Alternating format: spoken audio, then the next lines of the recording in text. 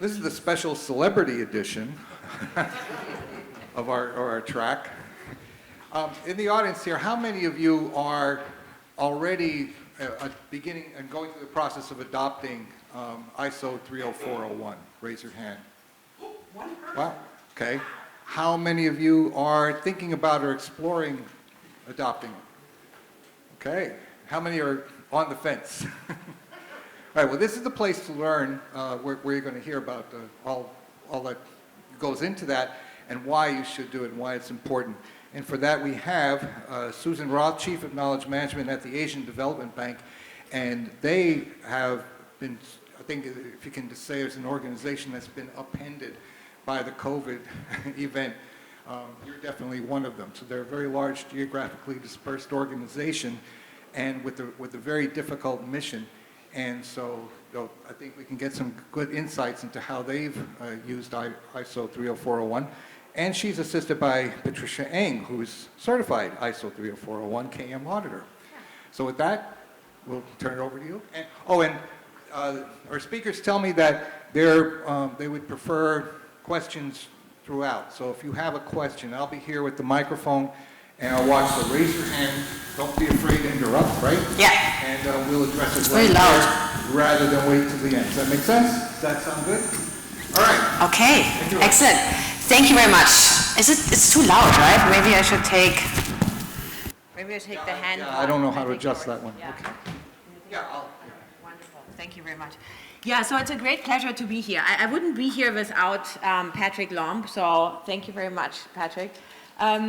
I took this role as Chief of Knowledge Management of the Asian Development Bank 2 years ago, and it was quite a journey to get here. I'm a medical doctor by background. I'm a surgeon, and then I've worked in development for 14 years in various roles. I live in the Philippines for 20 years, and I've worked in around 40 Asian countries and Pacific countries.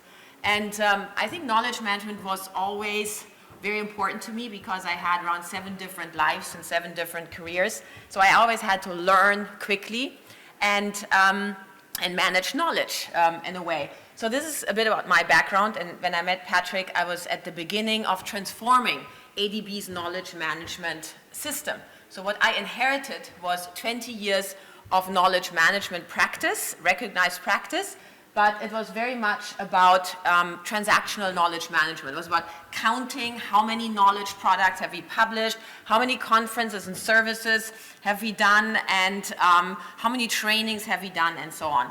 And we are a development bank. I'll come back to this later. So the big 3 achievements we really made in the last 2 years are, number 1, highest leadership commitment. So we are now officially the knowledge bank, the knowledge solution provider, the knowledge climate bank, which is a huge step forward from being a just financier development bank where it's all about how much money have we dispersed and how many loans have we approved. Number 2, we are still in the process, but we are on the right path, a knowledge management system in place that is durable and sustainable. I think you all know that, right? When you leave your jobs, often the things you have created, they don't continue to exist. And we want to make sure this doesn't happen with knowledge management at ADB. And the third one, and this is why I'm here with Patricia, is we are aligning with the ISO KM standard, and we will talk about it why we do this. And we will be the first public sector organization who's doing an audit. I'm not saying that we will get certified, but we are doing an audit. So huge 3 shifts and achievements. And before we go into the ISO standard, I want to share with you how we did this because that's very relevant also for the standard. And Patricia will share more with you about the standard. So the first most important thing, and this is an important clause also in the ISO standard, is about leadership and defining this common ground. Why are we doing this? Why are we doing knowledge management? So for us in the Asian Development Bank, maybe a bit of background, who of you is familiar with the World Bank? Okay, so everyone is familiar with the World Bank. We are basically the regional version of the World Bank for Asia and the Pacific. We have 68 member countries. We span from the Caucasus, so from Armenia, Azerbaijan, Georgia, to Tonga, Tuvalu in the Pacific. Very different countries. The largest members are Japan and the United States, so your taxpayers' money goes to the bank. And we are making now huge shifts in the organization. And maybe this is important because we spoke this morning about the role of knowledge management to bring people and process and technology together. And this is a good story for this. So in 2018, ADB approved a new strategy, which basically moved us from quite siloed infrastructure financing, which was all about best practice and infrastructure design and financing and kind of copying what we had done in other countries, to a broader strategy looking at social development, digital finance, all kinds of things. And that led to a lot of dissatisfaction in staff because they had to change what they were doing, things became more complicated, knowledge wasn't readily available, and so on. So that process then led to the formation of an innovation task force, and many different reform initiatives were started. And in 2020, the independent evaluation department evaluated if ADB's knowledge management system is ready to deliver on the strategy. So that was very important. And of course, we worked closely together with that evaluation team. And then the pandemic came. Obviously, that was another push for us, and we initiated also a culture transformation initiative because we realized we need to collaborate all more, we need to use technology better, and we need to manage people's knowledge. And we said, you know, knowledge is the most important asset of the bank. So this is all now accumulating into an organizational transformation. So what I want to say here is really we are anchoring knowledge management at the core of ADB's strategy, at the core of the transformation and the business process. And this is it's not only for ADB internally, but also, and this is at the top here, for the developing member countries that we serve. Because as you know, well, who of you has been in Asia, traveled to Asia?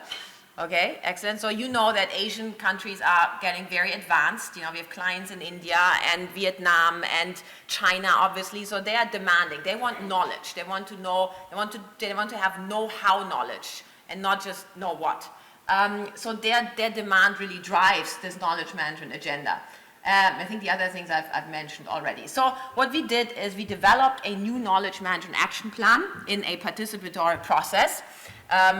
Very bottom up. We involved around 800 people across the bank and based it on 3 pillars: people and culture, process and systems, and relationships. And to make sure people understand why we are doing this, we used a theory of change to explain how will this knowledge management approach, I'm not calling it a strategy, the approach, actually lead to change. So what we want to achieve is we want to have ADB being recognized as a leader and trusted regional knowledge organization. And we want to see, of course, better informed policies and programs of our developing member countries. And as you can imagine, this is as important as never before if we think of the climate crisis. We need to make countries do different kind of programs and projects, build different kind of economies, and so on. So this really helped to communicate the goal of the knowledge management program. What we did then is, and there we learned a lot from the experts here, the knowledge management experts here who are in this room, we developed a very well-defined implementation plan aligned with these pillars. And I think this morning we spoke about science and evidence and knowledge management, so we really used this evidence that exists to kind of underpin the plan with good implementation. And maybe I highlight a few. I mentioned culture and values, so we included knowledge management relevant values and behaviors in this culture transformation initiative that is happening right now. We revived a network of around 100 knowledge focals across the bank who have a mandate, who have spent 10% of their time on knowledge management. We trained all of them. We trained in the bank in the last 2 years 500 staff members on knowledge management 101, and they have that in their work plans. So this is part of the KM competencies that we are developing. And then if you look at the blue ones, this is really where we are contextualizing knowledge management. Each department and team has a knowledge management roadmap that they develop in a participatory way through surveys. We surveyed around 1,000 staff members and analyzed over 600 Patrick did this with us, around 600 distinct KM problems, which we've then put into 6 categories. And we did the same with the solutions, and we are following up with all of them on the implementation of these roadmaps. We are constantly trying new kinds of tools, and there I'm personally very interested in the complexity aspect of knowledge management. So we use future thinking and foresight and design thinking and how to make decisions in complex situations.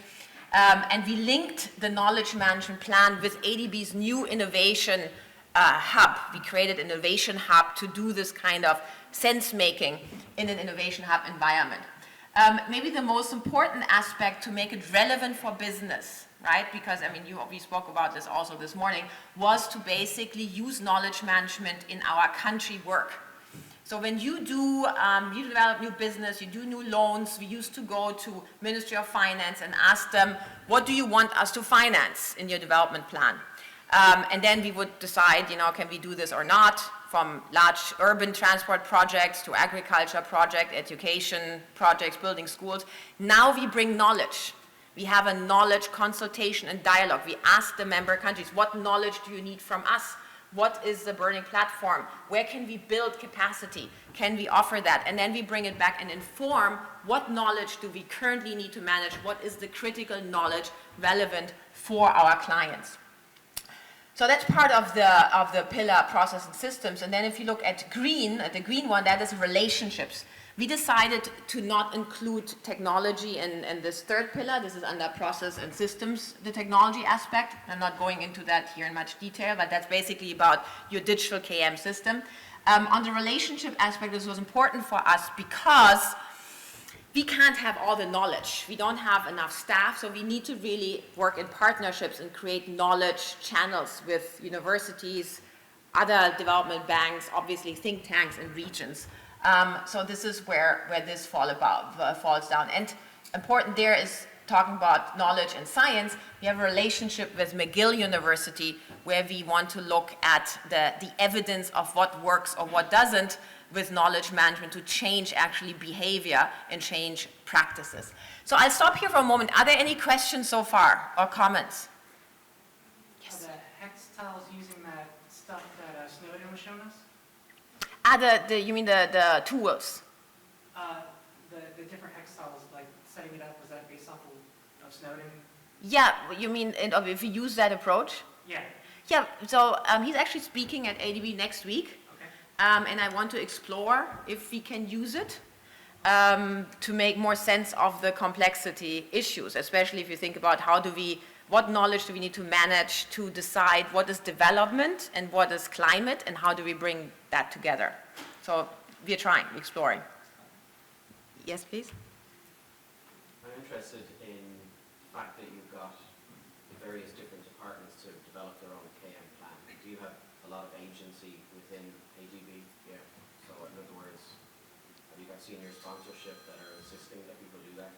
I'm in Novartis, and in I Novartis. can imagine going and telling everyone in Novartis that they need to develop their own KM plan for their own unit. Okay, did everybody hear the question? Yeah. You want to use the microphone? Okay, so it was about the roadmaps.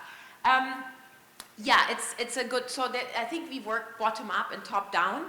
And Patrick, you interacted with all of them, so there is various degree of agency. I would say various degree of agency, but because the president approved the knowledge management action plan, because there is a vice president for knowledge management, right? It comes top down. It has to be done. So we are still a bit old school. So if we issue a memo, and then we will have to do it. Yeah. In terms of does it lead to change? Well, that's the change management process, and that's ongoing right now. Patrick, you want to add to that? I can't remember actually. Are the roadmaps in your results framework? For departments? Yes. They are, okay, so Yeah. that's another mechanism.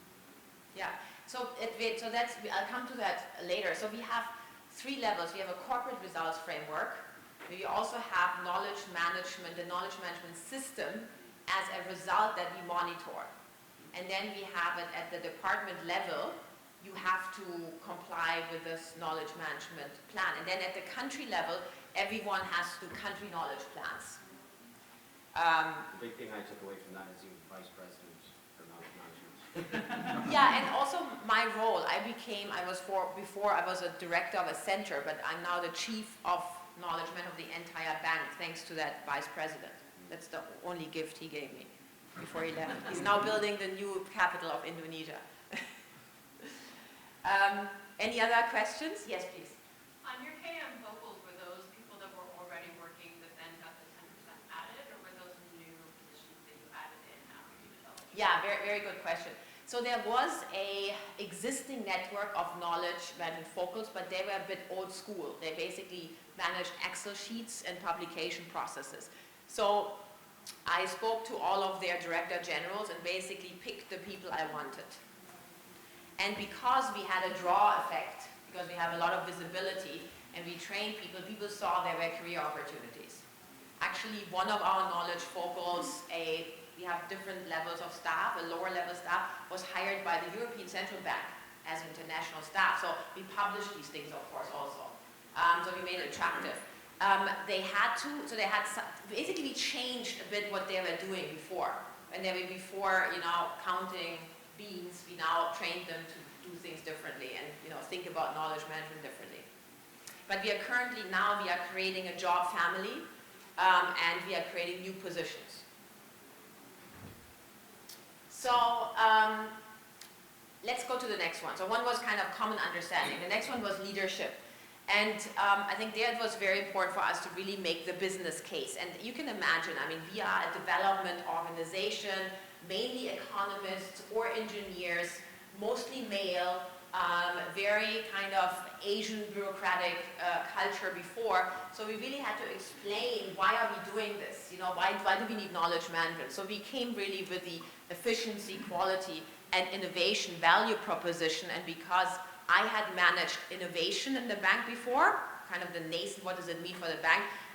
My selling proposition was innovation because suddenly that was sexy. Everyone wanted to be innovative. Let's be innovative at the ADB. So the innovation angle helped to sell it. And then we linked it to the organizational goals. We said, number one, the brand. You want to be the knowledge solution provider? Well, you have to do KM.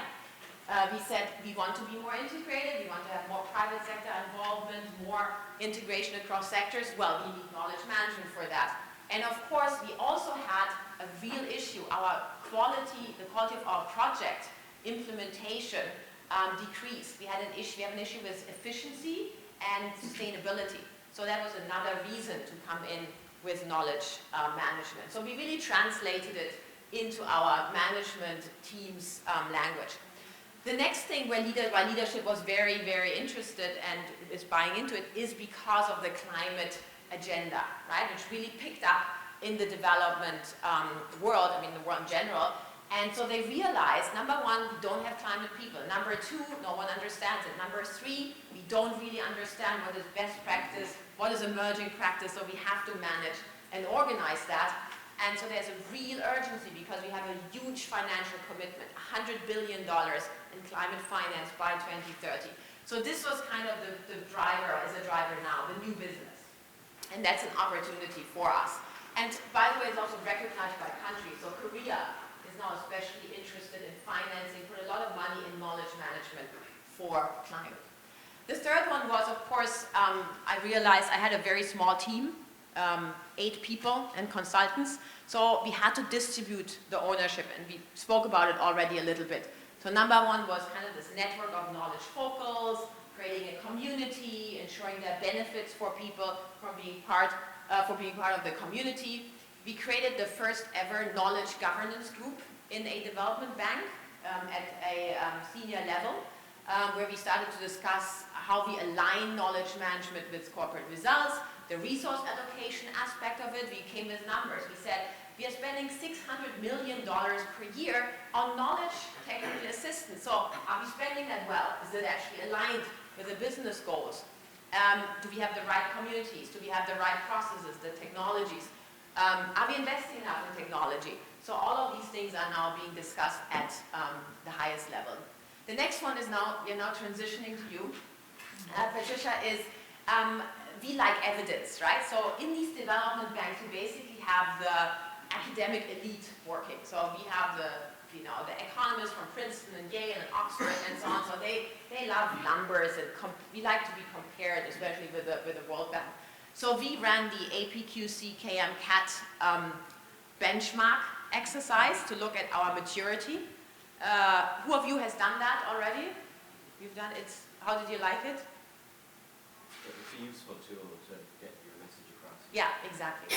It's a useful tool to get your message across. It's painful. To do it? Yeah. Yeah, a little, but yeah, obviously you can use it to create the burning platform. Exactly. So Or rubbish. exactly. So that's what we did. And if you look here, compared with other financial industries, which are not necessarily development banks, we fare okay, overall maturity better than the industry average. But we made it also a corporate results indicator to become better, to get really to the 3.5.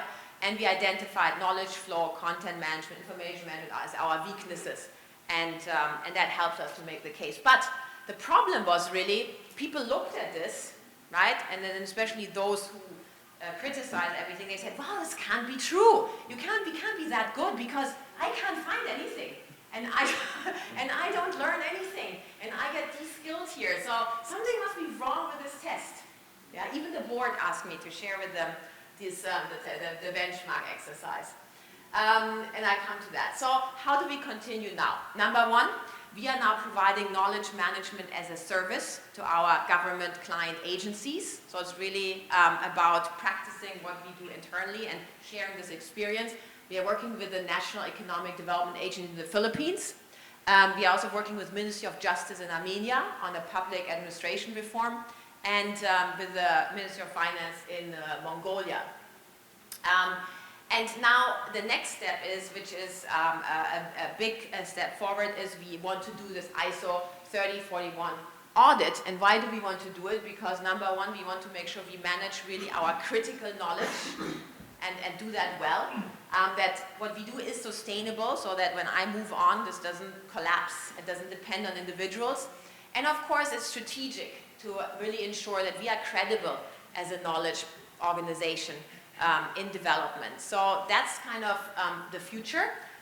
What we have done so far is we have familiarized our staff with the standard, our knowledge management focus, and we are starting to collect the evidence. And I think now I'm handing over to you.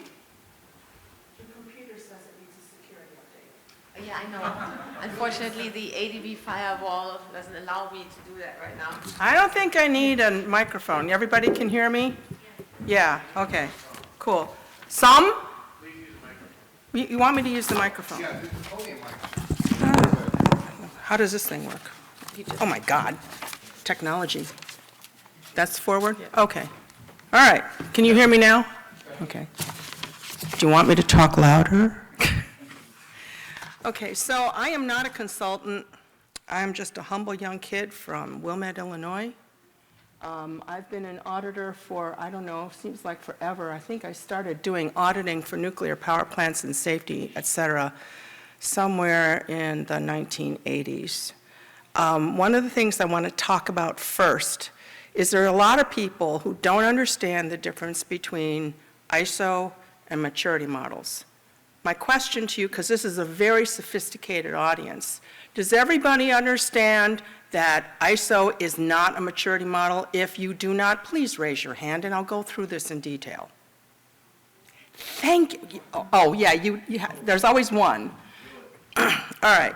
Maturity models, like the classic one that most people are familiar with is APQC. They have various levels and various functions, and depending on where your program is, they rate you a 1, was it 1 through 5? Yeah, I mean, I don't do maturity models, but you can see that it's defined, the maturity model is actually defined by APQC. Now, I haven't gone through that, but they do it based on surveys of people in the industry. So, I mean, there's some validity there. But in my opinion, maturity levels are subjective. I mean, who says you're a 2 versus a 3? And it measures the relative maturity of a program. You saw Suzanne's slide where she compared her rating to other people in the same sector, okay? And it kind of gives you an idea of where you might be able to improve, but it doesn't really give you anything concrete to work with. Managers love maturity models because they can say, oh, well, look where we are. That's wonderful. You don't get certified. No, okay. And it doesn't guarantee that you've got the best program. It just says according to APQC or EFQM or any of the other ones out there, this is where you are, okay? ISO is an international consensus standard. I don't know how much you know about ISO. There's 167 member countries. When they decide that they're going to, when somebody decides they want to do a standard, it goes to the members and they vote whether should we or should we not. There's this whole approval process. The bottom line was they decided, yes, we should. And 12 member countries said, and not only do we think we should, we will offer up experts to help develop the standard. A working group met. It's like making sausage because you have one person over here who has a certain mandate and another person over here. If you've ever done any international work, you know it can be very challenging. Is that diplomatic enough? Anyway, they finally got together and they came up with what they thought the minimum was for a good, quote unquote, KM program. They defined the requirements. The requirements are the same for everyone. And you say, but Patricia, how can the requirements for something like ADB, which has an internationally huge global reach, be the same as Joe Schmo down the street who's like making popcorn and selling it at Ocean City? Well, you define the what, but not the how, and I'll go to that in a second. If you go through the standard and you meet, okay, brace yourself, 151 specific requirements, not all of them are really hard, 80%, you get certified as meeting the standard. Everybody has the same standard, they're all the same requirements, all like that. How those requirements are implemented is very dependent on their circumstances. Have anybody do 9001? No? Quality management? You guys, there's somebody. Okay, so the standard for ISO 9001 talks about quality management systems. And a lot of people were very, very skeptical about whether or not you could apply that to various different industries, different size of companies, et cetera. But certification, once you are, is internationally recognized. Everybody, well, most everybody knows if you're certified to ISO 9001 that you have a good quality management program. However, just as in the case of maturity models, that doesn't mean that you've got the best program on the planet. It just means you meet the standard. Okay? Let's take a look at the structure. This is a management systems standard. Almost all of the management systems standards in ISO have roughly this basic structure. 10 clauses. The first one is the scope. In this case, we're looking at knowledge management. We're not looking at making widgets. Normative references, that basically refers you to the previous edition of the standard. The standard was issued for the first time in 2018, so there are no normative references. Here's terms and definitions. Now, this is something that is kind of revolutionary in KM. ISO created terms and definitions. There are 30 of them, and when you talk about a KM program, those are the definitions that you use. This immediately gave a level playing field to how, when I say organization, what does that mean? In ISO speak, you know what it means. It's right there in black and white in 3 different languages.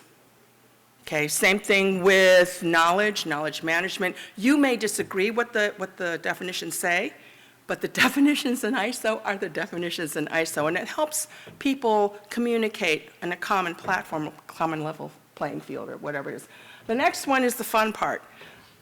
My own personal view is 4, 5, and 6 of the standard are really where the rubber meets the road. That's an American aphorism. This is the important part, okay? Context of the organization. You have got to be able to understand the context in which your organization works. Her organization is international. The guy making popcorn at Ocean City, it has a different context. You kind of understand the difference? You have different customers, you have different issues. the ISO standard requires that you examine that and figure out who's important and what knowledge you need to serve those people. ISO calls them interested parties. We all know them as stakeholders, okay? And then you were talking about leadership. One of the best things about the ISO standards is that it gives you 11 explicit, really clearly stated things that leadership, top management, from the CEO on down, has to do to support the KM program. When I ran my KM program at NRC, I would have given my eye teeth. Do I still have my eye teeth? Anyway, I would have given my eye teeth to be able to say, you know, Mr. CEO, you're not doing these things, and this is what ISO says you need to do to support the knowledge management program. If nothing else, that's something you can take to the bank. That's something you can go to your boss and say, look, this is what ISO says, and we're not doing it. If you don't even adopt the standard, you at least have something to say, this is what you should be doing, which I think is really cool. I like telling managers what to do. I didn't say that out loud, did I? Planning. One of the things in planning is it asks you, actually it doesn't ask you, it requires you to do an analysis of the risks and opportunities that can affect your knowledge management program. Most of us are just kind of scrambling, trying to get the thing off the ground. But this, if you look at the standard, it gives you some suggestions on what you might consider doing. The standard tells you what you need to do, but not the how. We'll get to that in a second. Support, this is really straightforward. Resources, people, roles and responsibility, that kind of thing. Operations, that's pretty straightforward also. Performance evaluation, you want to see if you're doing what you say you're going to do. And then there's good old continuous improvement. Any questions so far? Oh, good, you're all asleep. Oh, somebody's awake. Yeah, since you said we could do questions in the middle of it. She said that, I didn't. Oh, and then you asked. Sorry. So my question is related to, like, once somebody in an organization takes this, gets certified in ISO, will that include some sort of, like, way or documentation on how you can train the rest of the people? Because being it's something that it's like KM, not trained completely, but being that it's like KM, you have to make those people aware. You want to take that one? Yeah. She'll Yeah, take that one. I think it's a good, I think you don't understand the question, but. No, I don't know understand you- the question yeah, at all. exactly. So, you certify an organization. Not So, individuals. so I thought organization means all of ADB, and then I learned organization means something in the organization in an organization. So then I thought we'll certify the knowledge management organization, the Center of Excellence, and then I realized that doesn't make much sense because I need to certify content, also which knowledge are we managing? If we say we are managing knowledge for knowledge management, it sounded a bit weird.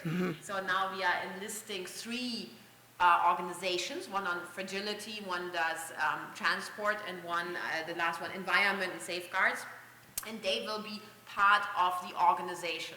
So you define what the organization is in your organization, and it's an organization that you certify, not an individual.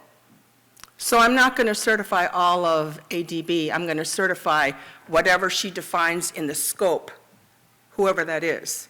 Now, I'm going to look at some of the interfaces between that organization and the rest of the organization, but I'm not doing all of ADB. I mean, that's, I don't know, 25,000. And I think you said there's also some standard how many you would have to interview per the number No, of staff. it's not a standard. It's But just, that's like a it's, rule of thumb. yeah, Okay. an auditor's rule of Yeah. thumb. I mean, I've been doing auditing for so long, I don't even, Were you thinking in your question about the knowledge manager certification? Yeah, that's totally different. certification work. Yes, so it is very, But very. that makes it more clear, and that's helpful. Oh, good, because I didn't even understand the question, but that's okay. All right, so let's move on. Anything else while we're here? No? There are 3 annexes. What is an annex? An annex is part of the standard that the working group, when they wrote the standard, thought that this will help you understand what the standard wants you to do. So the first one is about the knowledge spectrum, and the knowledge spectrum goes from tacit to explicit information, and then they describe this in 3 or 4 paragraphs.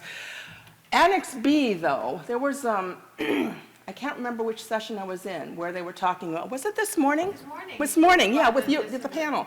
What's the difference between information management and data management, et cetera?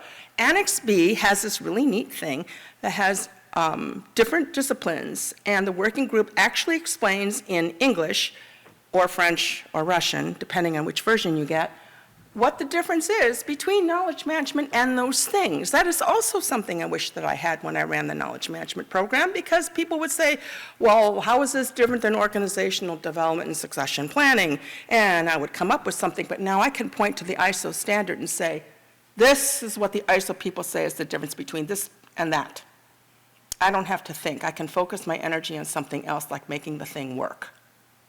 So, for that. And then knowledge management culture, I really don't want to get into that because that would be one of those philosophical discussions. That would be a 2-glass, maybe 3-glass discussion in the bar, okay? All right, so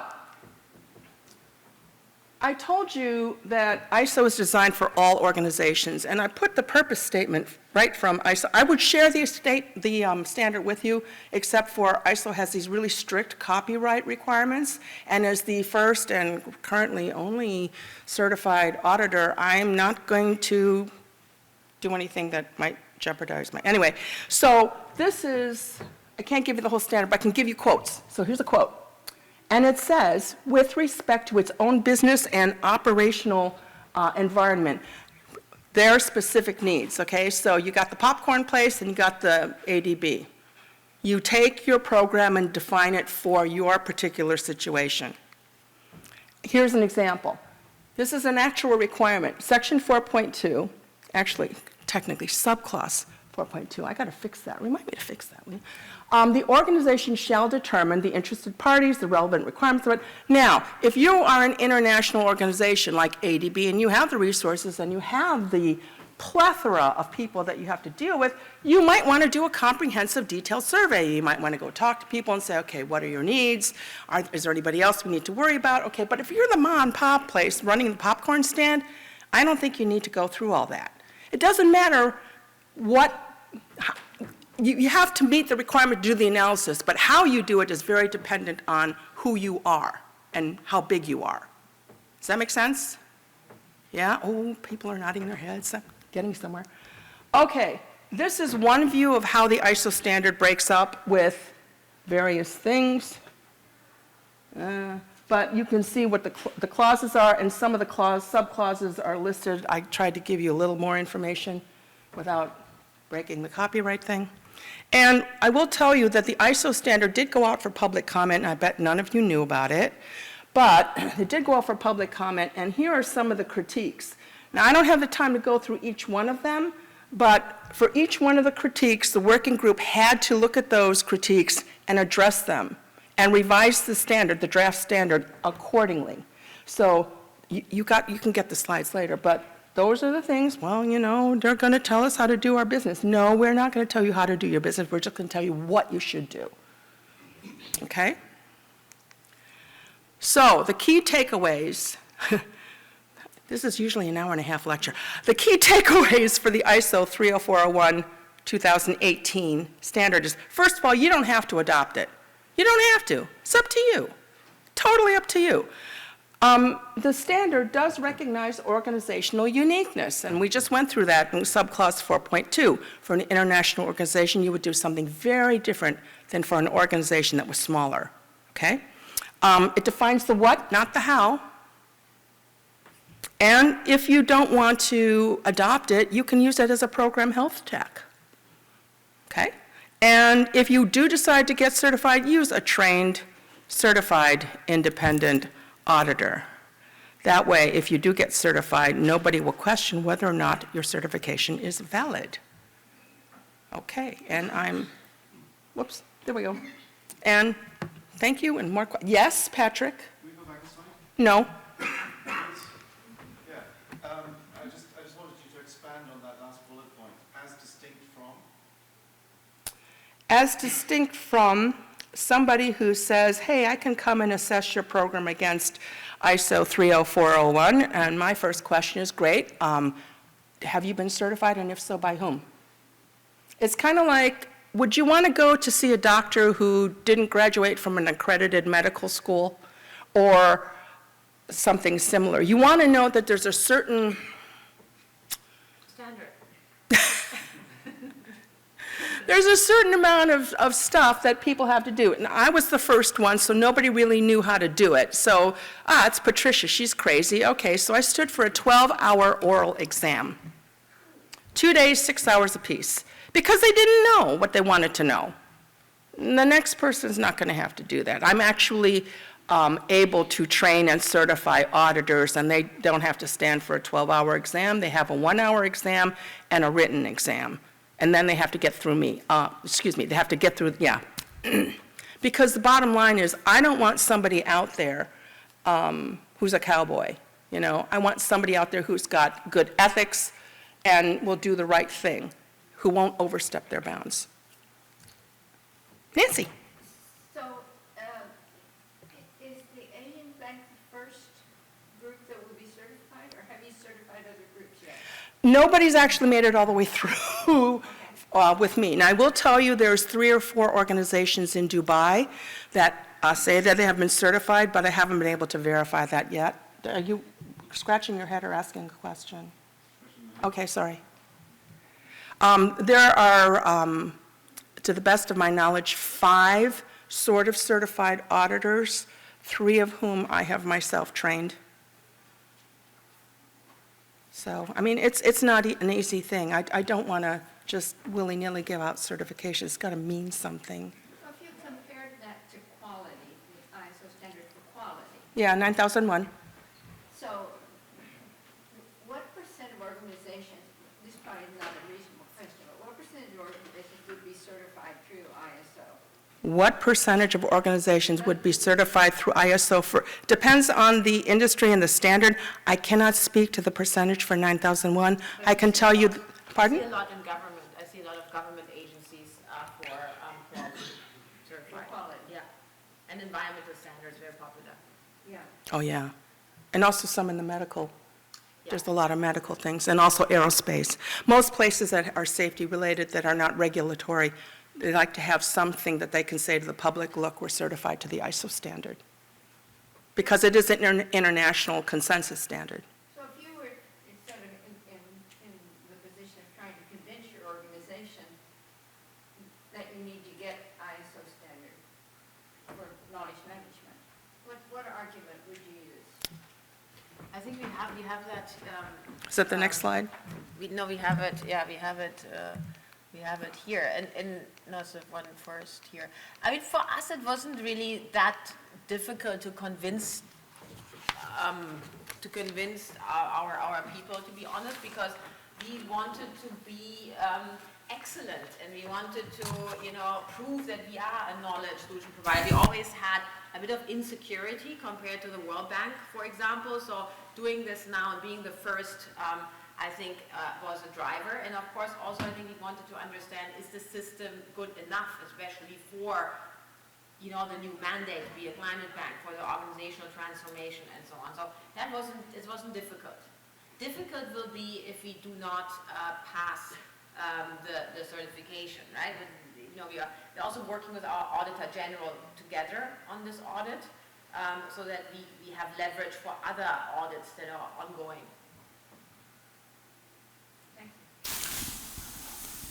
Okay, we have one more question, then we have to break. You mentioned earlier that it was about not a number or amount, but quality and impact. Is that an ADB choice only, or is it part of the ISO guidance or? I don't understand the question. Oh, yeah. Has nothing to do with ISO. So how you measure the quality of your knowledge management system is something you have to explain in ISO, but ISO doesn't tell you this is how you have to do it. So we decided that we wanted to look at the impact of knowledge. As the person who certified me told me, the thing at the end of the audit is you're going to be able to say to your client or your auditee, your program says you should do A, B, and C. You're doing A and you're doing B, but you're not doing C. And this is how you're not doing C. Go fix it. Bye. kind of thing. Okay, let's give a round of applause and appreciation.